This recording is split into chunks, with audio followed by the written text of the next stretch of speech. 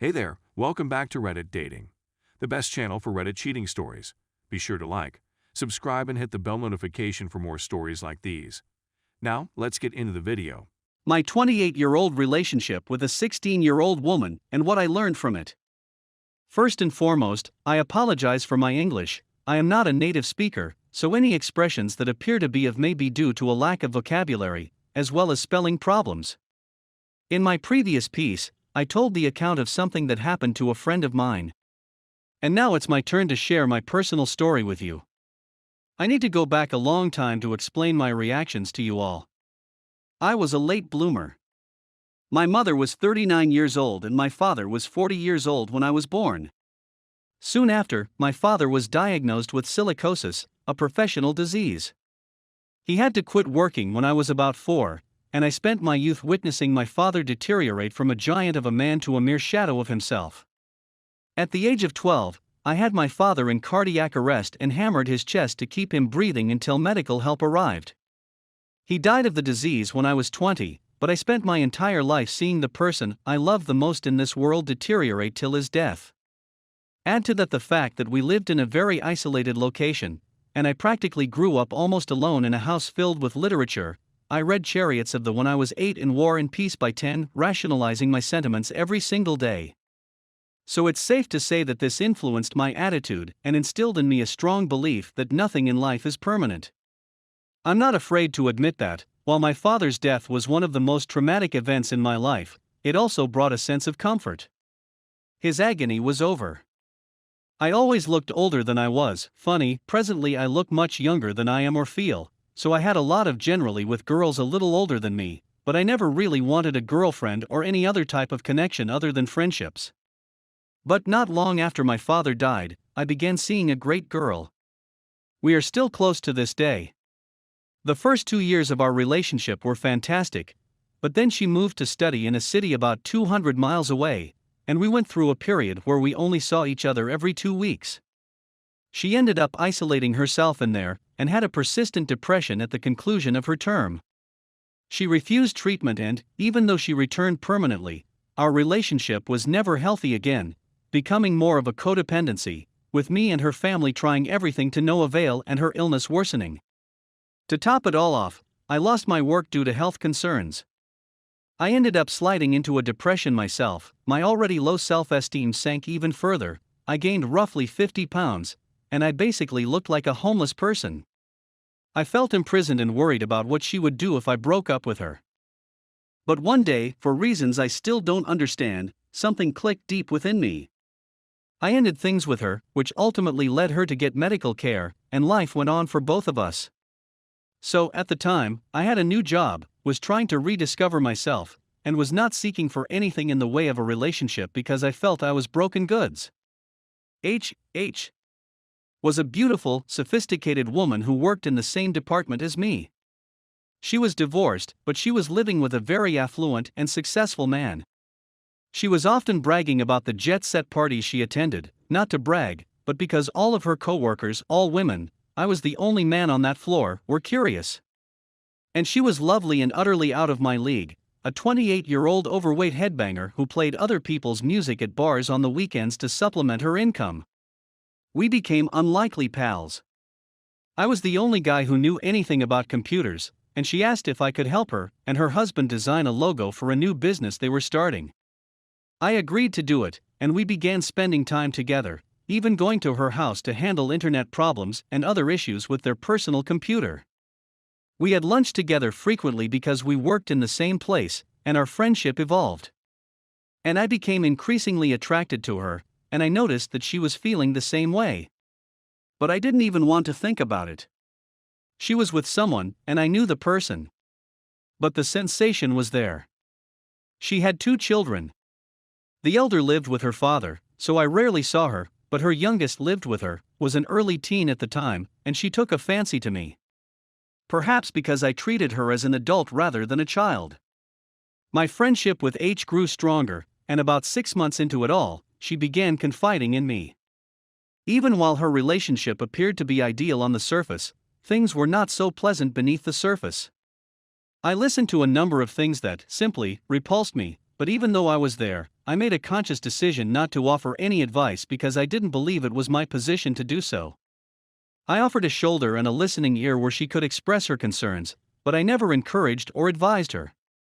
Especially because it felt as if electricity was going from one of our eyes to the other every time our eyes locked.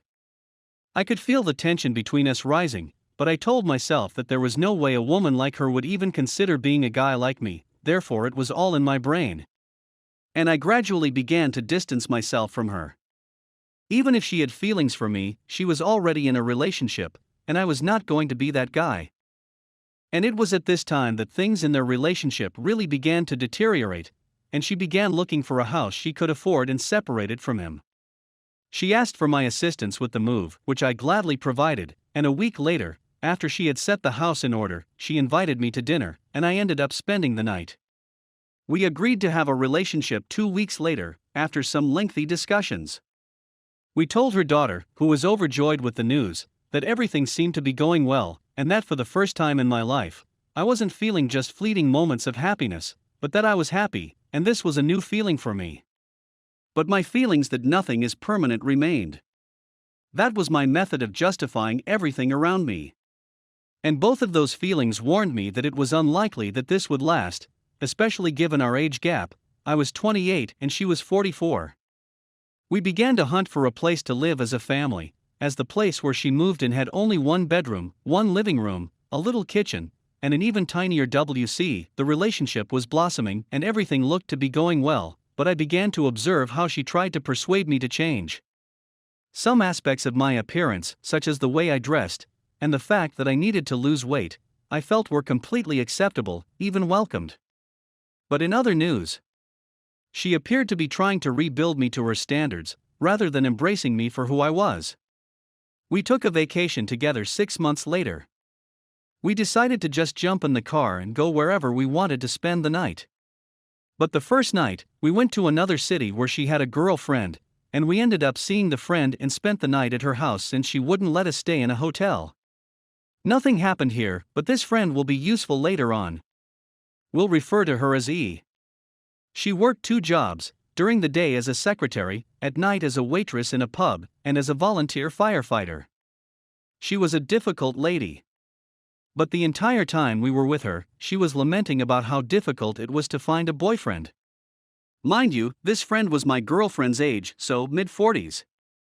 We left that city and spent the next week exploring and having fun, and on the last night, before we returned to her place, after a long and very torrid night while we were smoking on the balcony of the hotel room we were staying in, she asks me, "Where do you think this relationship is heading?" And all the old stuff I had inside just surfaced. We ended up having a decent conversation, but I thought something wasn't quite right from the start. After we talked, she went to bed, and I ended up spending the night sitting on a chair on the balcony, smoking and pondering. I knew she loved me, and I loved her, but the disparities between us, the gap between who I was and who she wanted I was, were beginning to show. The next day, we returned to her house, and the universe seemed to realign once more. It was a fantastic day. The next day, her younger sister returned from her father's house, and he arrived with her daughter to spend a week at her place. I was merely going to sit out that night before heading home and back to work. As soon as he arrived, she inquired about the location of the fire station. She explained that it was customary for volunteer firefighters to go to the fire station and leave their contact information in case anything was required. She went into the fire station and returned having met one of the guys there, with his phone number and an invitation to a nightclub. We all agreed to go, despite the fact that it's not exactly my type of place. The firefighter arrived late at night, accompanied by another man. I thought it was strange and wanted to go right away, but I eventually agreed because her daughter urged me to. So off we went. The dancing club had an open space at the rear with a swimming pool and a beautiful view of the ocean, so I spent the night there with her kid, simply talking and laughing. She turned to me at one point and questioned, "You really love my mother, don't you?" I just smiled and responded, "Yes." She simply hugged me and whispered, "Good." Her mother, E, and the tow firefighters were constantly on the dance floor. I went to check on them after about 2 hours of boredom and saw them. And the dancing was pretty edgy. Let's just say I wasn't pleased with what I witnessed. We walked to her house after we left the club. He was talking to the first guy she met, H was chatting to the second guy who came along, and I was talking to her kid in the back. That's when the guy who was chatting to H asked her, subtly but not so subtly that I didn't notice, what was up with me, and her response was, "Oh, he's just a close friend." We arrived at her place, the guys left, and we all went to bed. She slept in the living room with me, but there was no that night. I left the following morning. We used to converse on the phone every day, and text messages were a daily occurrence between us. On that day, in the evening, I attempted to call, but there was no answer, and no call back. The next day, the same thing happened. Throughout the week, she either didn't answer, answered and said she couldn't talk, and would call me later, or her daughter answered and said her mother was already asleep. And I finally got it. So I simply stopped calling after a week. As difficult as it was, I knew there was no purpose in pursuing a relationship with someone who clearly had reservations about being with me. And I felt genuinely sorry, but my entire life appeared to have been preparing me for things like this. I just withdrew fully, put all those feelings in a drawer, closed it, and told myself that everything is as it should be. I couldn't stop the sadness, but I could regulate my fury and not let it control me. The notion of losing her tortured me, but my reasonable side would tell me, how can you lose something that was never yours? Because, in reality, no one belongs to anyone. And forcing someone to be with you is a horrible idea. All that remains is anger, misery, depression, and resentment. I had disbanded my cover band because I was considering moving, but when I reconnected with my bandmates, the band was re-established with a new name and lineup, and we began preparing a playlist, booking performances, and rehearsing. And then, 1 month after we had last seen each other, after 3 weeks of no contact, she called. It was a Friday, and she asked if I wanted to come over to her place for supper. She stated that she was alone because her daughter had returned to her father for a few more days. I informed her. I was busy that day, and she was surprised, but the invitation remained valid for the next day, even though I informed her I wouldn't be there for dinner, but we could get a drink afterward. So, about 9:30 p.m. On that Saturday, I arrived to her house. She came in almost naked, we hugged, and as she went for a kiss, I merely turned my face and gave her my cheek. She was extremely shaken as a result of this.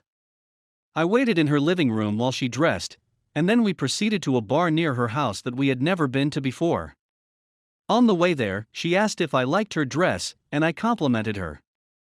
She explained that she knew I liked seeing her in that dress, therefore she was wearing it. I remained silent about the subject.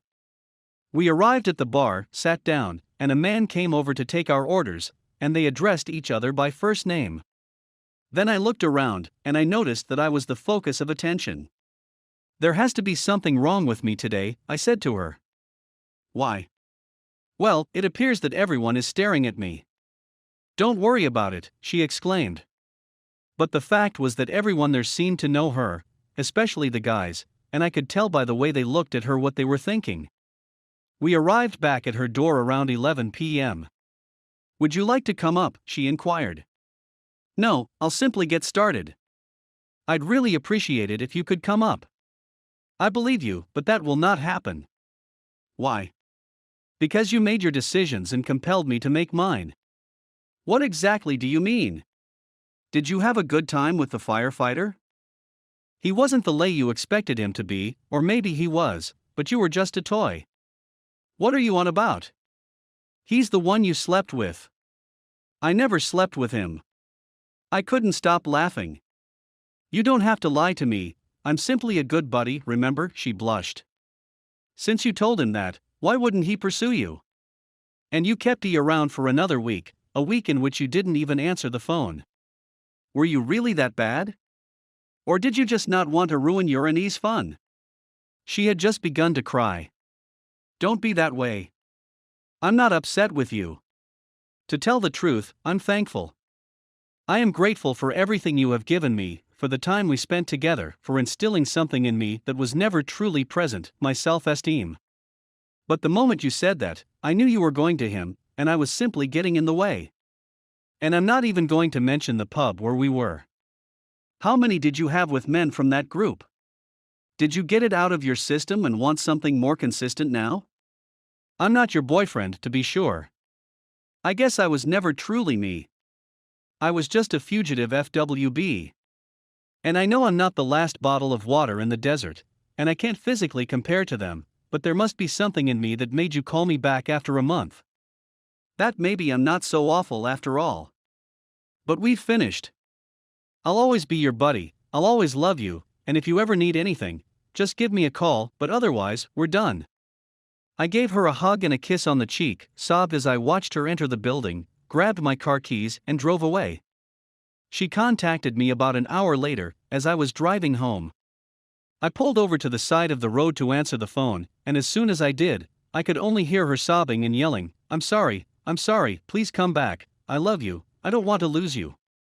And there, right there, it was as though all the pain erupted at the same time. It seemed like someone was ripping me apart, as if my head had finally succumbed and my emotions had free run over me, and I had entirely lost control.